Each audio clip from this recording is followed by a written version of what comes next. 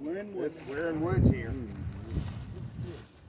There's woods all the way to Lafayette Road now, which is just a few hundred yards. A lot less underbrush, but this was woods. Well, that tells you something about how little underbrush there was.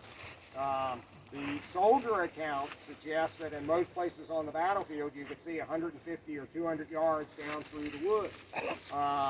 And now, yes, there were thicker places. There were also places where it was apparently thinner.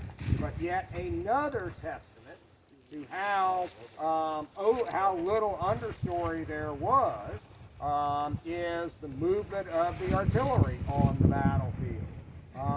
With this gun attached to its limber and with the team of 6 horses, that is a multi-jointed 14-yard long vehicle. And the trees were widely enough spaced in most places for the drivers of the artillery to snake the vehicles down through the trees. Now, Carnes does have trouble coming forward, and he has to have the men unstrap the axes. Each limber had a axe on it, and they have to unstrap the axes and cut some trees. Probably smaller trees that the drivers were somehow unable to avoid. And what could be really hazardous is as they're pulling it forward in the turning, if a tree got in right here.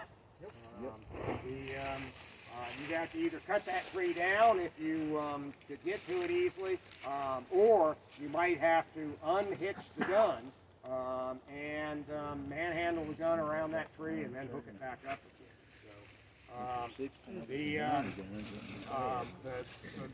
The fact that you see artillery even in the woods on this battlefield is another indication of the limited nature of the understory on much of the battle. Yeah, it's because they had the cattle in. It was open range grazing.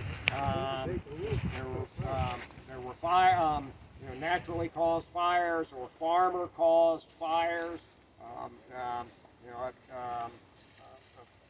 The rocks might have burned off the stubble from the last year on the field in the spring, and maybe their fire gets out of hand and burns a larger area. Not right here, but if we were to go over to the east of Winfrey Field and do Claiborne's advance on the evening of the 19th, one of Ector's men who says that the first indication we had that we were going to be passed over by a line of troops coming from our rear was we could hear their shoes or boots shuffling on the rocks. How many of you all have heard your feet shuffling on rocks as you've walked today on the battlefield? Oh, not today. None. No, why? One reason is there's all this leaf litter on the ground, which hasn't been burned off. Look in the area around the Preston Smith Monument that was burned last year, and look how little leaf litter there is even after 1 year's leaf fall. You can actually start to see some of the soil down below. So periodic brush fires kept the ground more exposed. So they're going to keep doing that? Yeah, and supposedly last weekend the fire people were here doing some prep for another burn this spring, hopefully. But there are still unknowns about whether that's going to happen. So. Hope it does. Okay. Yes, sir. Might that have been the metal from the steel plates on the broken? Well, yes, and yes, and John certainly can be a testifier here. People using metal detectors in soldier camps have found heel plates. Oh yeah, heel But- taps, toe taps. Yeah, but you don't find huge numbers of them, suggesting that every soldier would have had them. So, you know, not, I would say that the number of men who actually had the opportunity to put heel plates or hobnails or a toe plate on their issued shoes was probably pretty small, particularly when you're entitled to 4 pairs of shoes a year. Yes, a few men with heel plates would magnify that, but you've still got to have the rocks exposed for those heel plates to strike. So we're now in the midst of. Just a quick, back here at Gross's brigade, he had the 2 batteries online, right? Yes. Well, at a certain point, wasn't there an order not to take artillery into the woods anymore because they've been captured? That's really not going to come until the 20th. Okay, so, next day, okay. Yeah. As a result of the experience of the 19th, they'll start restricting the number of guns going into the woods on the 20th. Okay, so we're now in Carnes's position. When the National Military Park is created, when the veterans come back and mark things, Carnes's battery's location is going to be marked here, and it has them aimed off to the northwest. But in actuality, in this action that we're talking about, with right wheel to face to the north, Carnes's battery is going to wind up on the left of the brigade and facing in that direction. In Cheatham's division, the standard position for the brigade battery was in the center of the brigade. That's where Scoggins' Georgia battery is in Cheatham's division. That's where essentially Scott's battery was in Smith's brigade. They're not right on the very front line, but they're in the center of the brigade. And that's where Carnes would have been in Wright's brigade, except the vegetation was too thick for him to move forward as they get engaged. He has to actually have the men take the axes off of the limbers and apply the axes to help clear the way. And Carnes starts moving to the left down the brigade line, looking for a place where he can go into line. And he gets all the way to the far left of Wright's line. And he finally found a place, and he will deploy his battery facing to the north. Now that marker right over there is the 38th Tennessee and Murray's battalion, the left of Wright's brigade. Maybe that marker needs to shift a little bit to the east.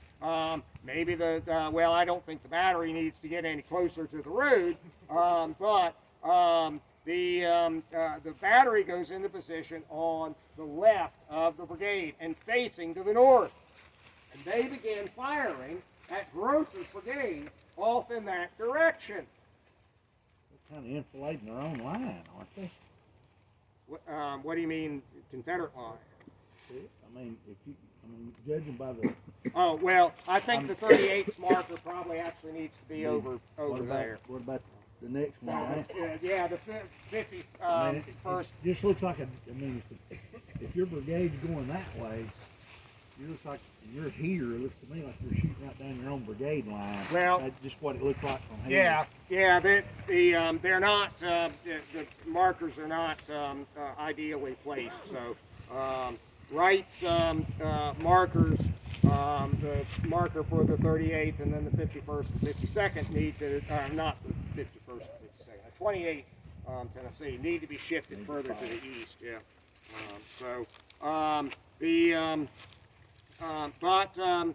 But Carnes comes up and he's oriented on Wright's fight with Gross in their front.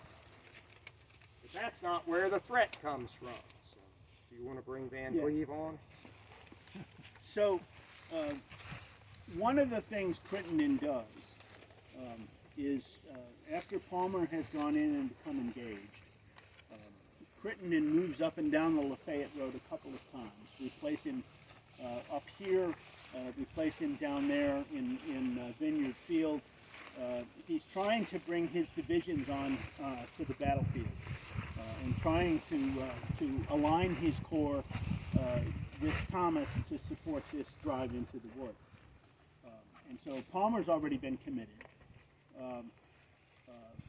Tom Wood's division will be engaged in Vineyard Field, or in the woods just north of Vineyard Field. Two brigades of Horatio Van Cleve's division. He's left one brigade at Lee and Gordon's Mill to watch the mill. The other two brigades, Samuel Beatty and George Dick, each of 4 regiments, are going to come up the Lafayette Road, and Crittenden's going to look for a spot to go into combat and support Palmer's flank. And they'll do the same thing Palmer did, just a little bit further south. They'll form with Beatty 2 regiments up and 2 regiments back, and George Dick 2 up and 2 back along this line. And they'll be facing east, and they'll move off the Lafayette Road into the woods. At the same time, and yet not at all coordinated, is the movement of one more brigade. Joseph Reynolds' division of the 14th Corps. I mentioned Turchin's brigade going into the fight in Hazen's, to support Hazen and ultimately replace Hazen in Brock Field. Turchin's brigade is part of Reynolds' division.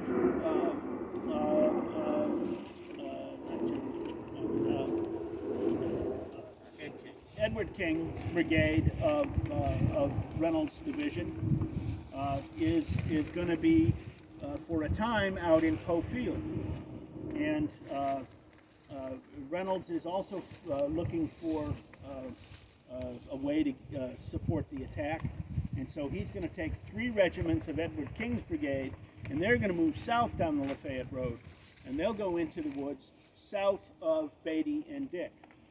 So we do have 3 Union brigades now moving directly against Cheatham's very far left flank, which is represented right here by Carnes Battery and Wright's brigade. And so that's where Wright's men are going to be surprised when Federal troops start coming out of the woods here. And Lieutenant Marshall of Carnes's battery, he had been a professor of ancient languages in the Masonic College at Clarksville, Tennessee, and had moved to Memphis 2 years before the war, and had become a political writer for the Memphis Daily Enquirer. But Marshall will write of the battery. The battery moved on at a trot with Wright's brigade, and inadvertently going too far to the right, ground had to be taken to the left. The column at the same time nearing the enemy's front, but approaching it diagonally. The Federal artillery was doing its best, and the open forest was filled with missiles from Walker's division, which had just fled, leaving a gap which Cheatham's brigades were now to occupy. Wright's brigade at a double quick the last 400 yards, approached within perhaps 300 yards of the enemy's works, and swiftly drew in line of battle, not leaving room for the battery to form in the center of their line as they should have done. Captain Carnes halted the battery a moment in line close behind the brigade, presuming the usual situation would be accorded for the artillery for the protection of its flanks. But the heavy, devastating fire of the enemy forbade the brigade to attend to the rights of the battery. After 3 of the cannoneers were killed in this awkward situation, 2 of them being young men from Augusta, Georgia, who had recently enrolled from Pritchard's battery. Those who were along yesterday, I mentioned Bragg's summer reorganization of the artillery, and the breaking up of several understrength batteries and the distribution of their men to some other batteries. Carnes gets some men from Pritchard's Georgia battery. And those guns then are some of the ones that were given to the state of Georgia for the defense of the Western Atlantic Railroad. The captain, on his own responsibility, ordered the battery forward till it should pass the left of Wright's brigade, a movement which was executed at a trot, all in plain sight of the enemy's artillery and infantry, who had been in position there since daylight. That's not quite true, but How did he know? yeah, the command happened to make this movement left in front, or better stated, celerity of execution demanded that the left should precede the right, so that as the fire was to be to the right, the teams had merely to wheel to the left when the whole had passed the brigade, and then the battery was in line in a minute or two, thus saved getting ready to fire.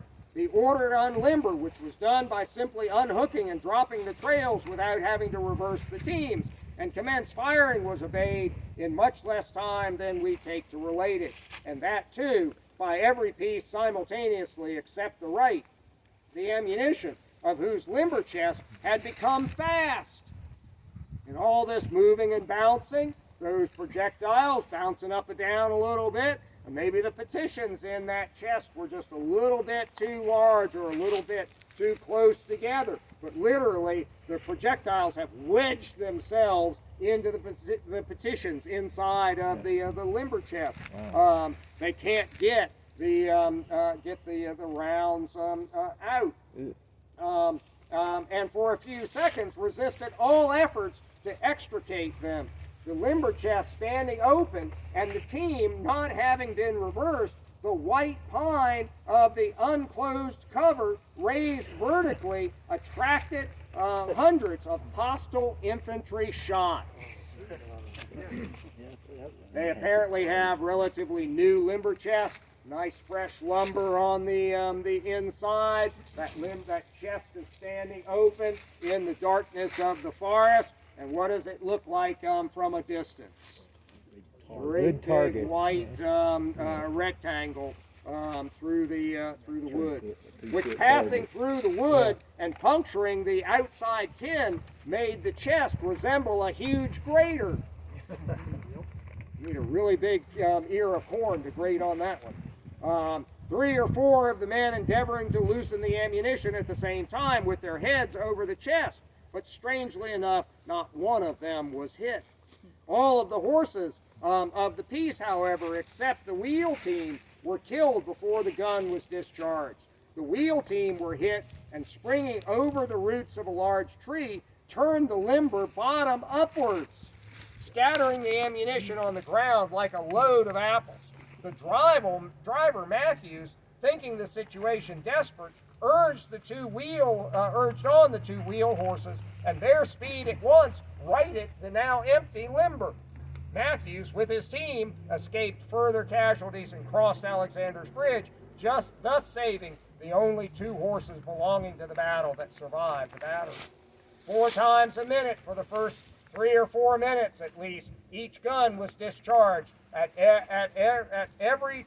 very short range, probably 200 yards, but the battery was a target for the concentrated fire of both adverse artillery and infantry, since Wright's brigade had disappeared from the right flank, though it had rallied long enough to stand one volley after the battery went into action. But now, that is, 8 or 10 minutes after the artillery was in line, the whole brigade was out of sight. Probably they did right to leave, or otherwise they would have been annihilated. As it was, they left the ground strewn with their wounded and dead. The battery now stood alone, with no support in sight either on the right or left, and in fact, there had at no time been any support on the left. Colonel John C. Carter of the 38th Tennessee refused to leave the line of his regiment, and finding himself alone, came walking into the battery as if for a social visit.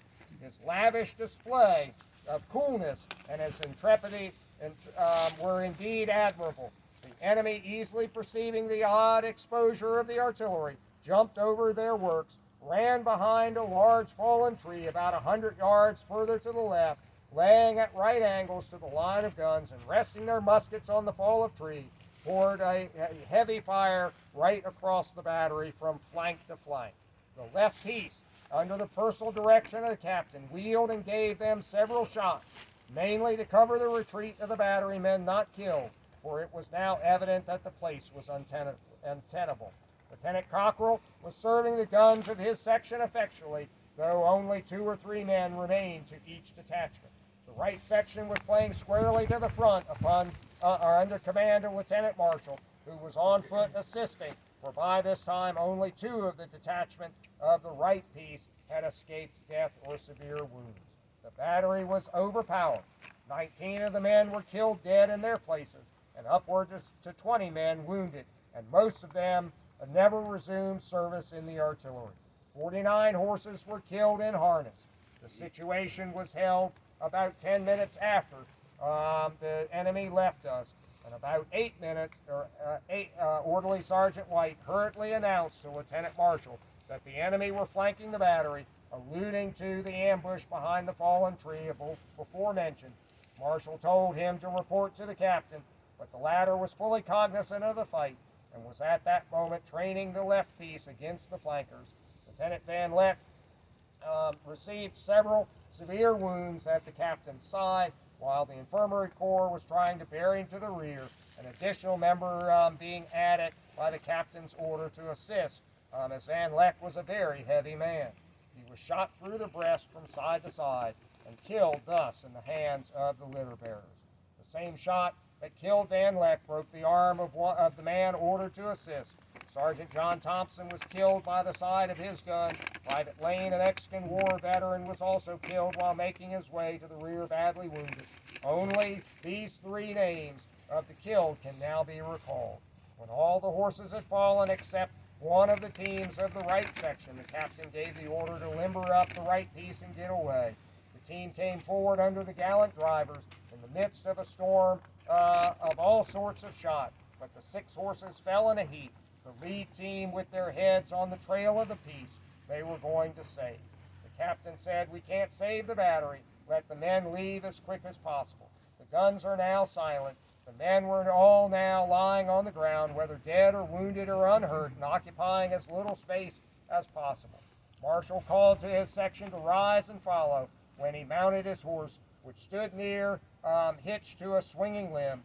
He mounted not very hastily, for the act seemed to challenge the enemy's fire. The latter, however, was intent on killing at first all the artillery horses they could, and besides, they were at that moment extending their flanking enterprise and were now somewhat in rear of the battery. These 2 circumstances probably saved the survivors, for it was at that time quite in the power of the enemy, without danger, to pick off every one of the battery men who left the place. 35 men only followed the captain and the lieutenant from that terrible spot. But they're fronted this way. Change in position when Van Cleve. Well, Marshall says only the left piece is turned. But 30 years later, when the veterans come back to mark this, they may have. So really, They were facing that way.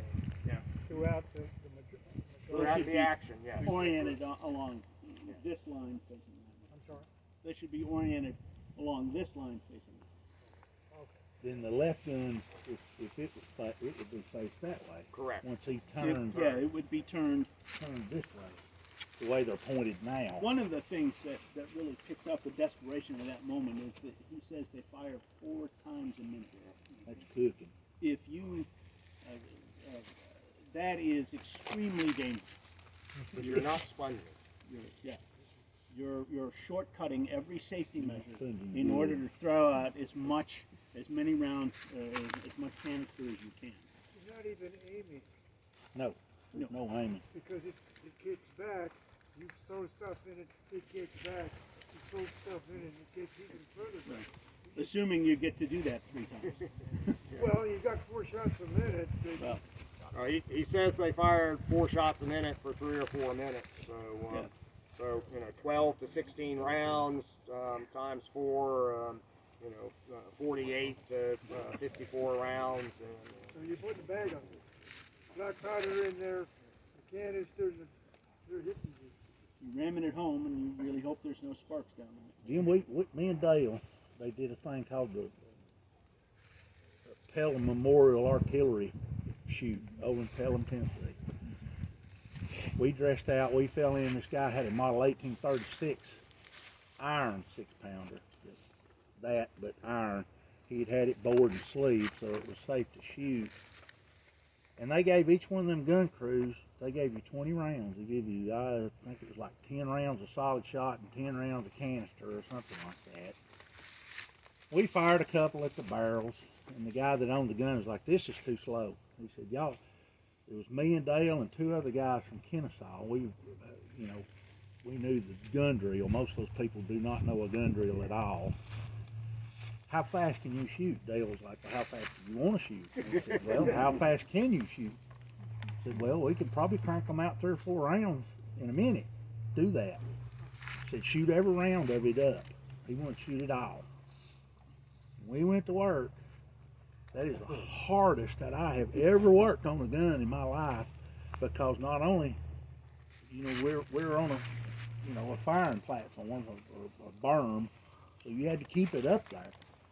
I was really shocked at how much a 6-pounder will recoil, even with a 1.25 pounds, especially firing solid shot. Yeah, but firing And live ammunition. You're pulling that gun back up when you start. And when you talk about sponging, of course I was doing number one, it scared me to death, because I was just barely hitting that water. I was barely hitting it, and I didn't like the sponge. It didn't have wool on it. It had some kind of carpet or something on it. I didn't like it, but we fired, I think it was 17 or 18 rounds. I think it took us about 5 minutes. We pretty much emptied a limber chest in about 5 minutes. And you can do it, but it is, and you're done when it's over. Yeah. I had to go get a shot in my knee after that. I mean, it killed me. And that, the 6-pound solid shot ball strapped to the bow with a 1.5 pound powder charge.